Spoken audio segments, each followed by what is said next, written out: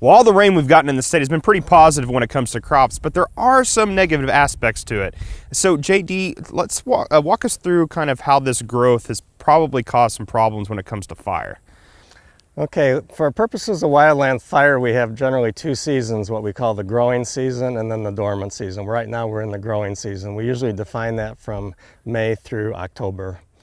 And the first half of our growing season was actually not much rainfall, but when you look at starting in July, August, September, we've had more than normal rainfall over much of the state. And so this has encouraged greater than normal fuel growth. And when we talk about fuel, we're talking about grasses and other types of vegetation that can burn. And with all this grassy fuel growth and forbs and small brush, that will be fuel for dormant season when we get into the dormant season. So walk us through like when the dormant season begins.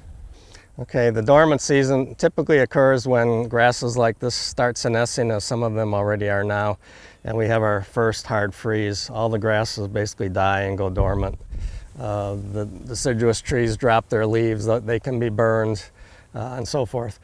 But just to give an outlook for the upcoming dormant season, we now have these excessive fuel loads of grasses, forbs, and small brush over a lot of the state that's received excess rainfall. When these go, they convert to what we call 1 hour dead fuels, and some of the little thicker fuels can convert to 10-hour fuels, like some of that dead wood down there. Those are 10-hour fuels.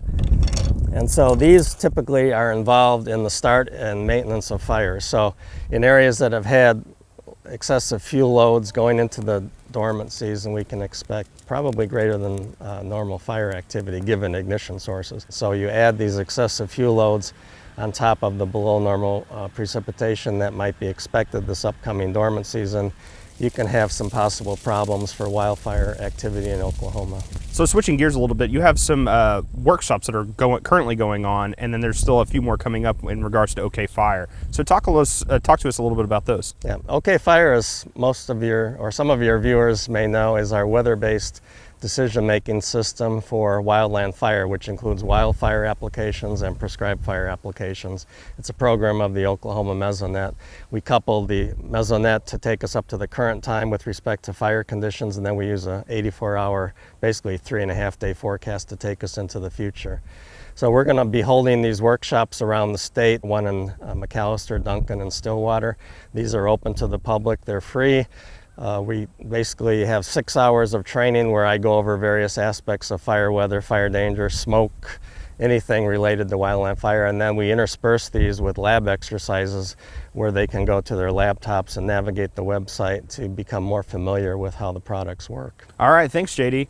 If you would like a link to some upcoming OK Fire workshops, go to our website, sunup.okstate.edu.